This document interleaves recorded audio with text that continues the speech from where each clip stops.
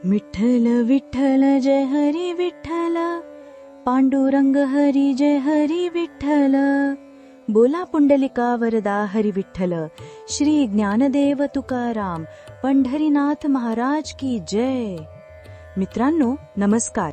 कसे आहात सगळे? आता मी तुम्हाला जे गाणं ऐकवलं ते कोणाचं आहे माहित आहे का? अगदी बरोबर, आपल्या लाडक्या विठ्ठलाचं. दादर संस्कार वर्गातर्फे आज मी तुम्हाला याच श्री विठ्ठलाच्या एका सणाबद्दल सांगणार आहे, ज्याचं नाव आहे आषाढी एकादशी. या सणाचं महत्त्व खूप मोठं आहे. तुम्हाला माहित आहे का, दर महिन्याला 2 एकादशा येतात, पण ही आषाढी एकादशी खूप विशेष आहे. कारण असं मानलं जातं की याच दिवशी आपले लाडके भगवान श्री विष्णू 4 महिन्यांसाठी योगनिद्रेत जातात. हो, तुम्ही बरोबर ऐकलत. ते क्षीरसागरात शेषनागाच्या बिछाण्यावर विश्राम घेतात.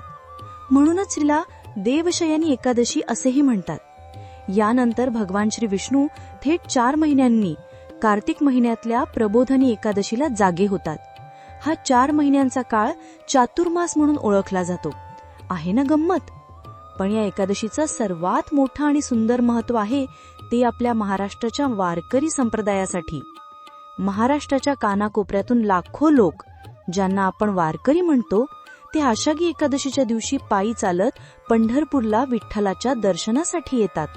या प्रवासाला आषाढी वारी म्हणतात. ही वारी शेकडो वर्षांपासून सुरू आहे. आता या पंढरपूरच्या विठ्ठलाची एक खूप सुंदर गोष्ट आहे जी तुम्हाला नक्की आवडेल. एका खूप मोठ्या भक्ताचं नाव होतं पुंडलिक. पुंडलिक आपल्या आईवडिलांची खूप मनापासून सेवा करायचा.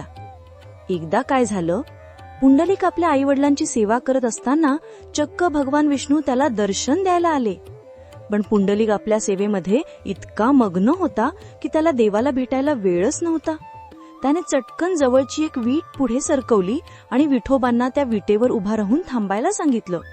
पुंडलिकाच्या आईवडिलांवरील प्रेमाने विठोबा इतके प्रसन्न झाले की ते आजही त्याच विटेवर कमरेवर हात ठेवून उभे आहेत आणि आपल्या भक्तांची वाट पाहत आहेत.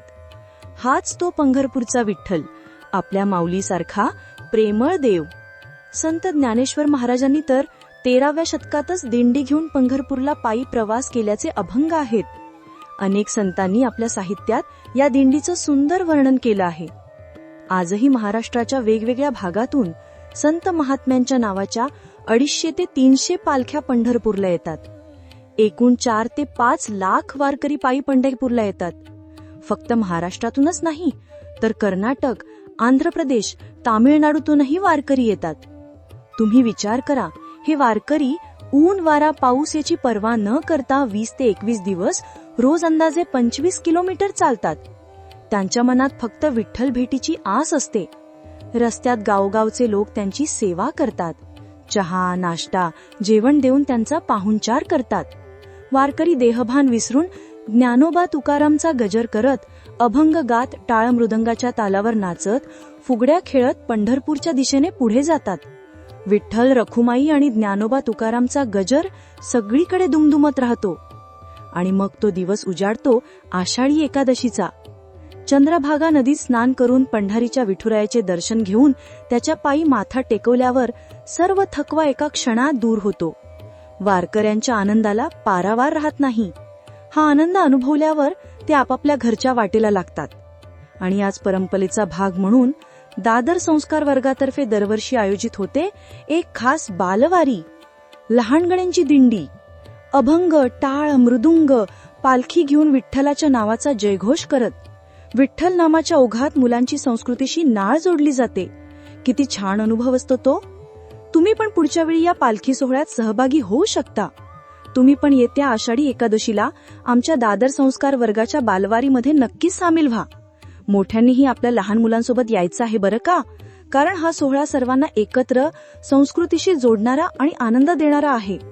तर मित्रांनो, आषाढी एकादशी म्हणजे फक्त एक सण नाही, तर तो आहे एकतेचा, भक्तीचा आणि आनंदाचा एक खूप मोठा उत्सव. चला पुन्हा एकमुखाने म्हणूया, विठ्ठल विठ्ठल जय हरी विठ्ठल, पांडुरंग हरी जय हरी विठ्ठल. अधिक माहिती करता 9223536888 या क्रमांकावर संपर्क करा.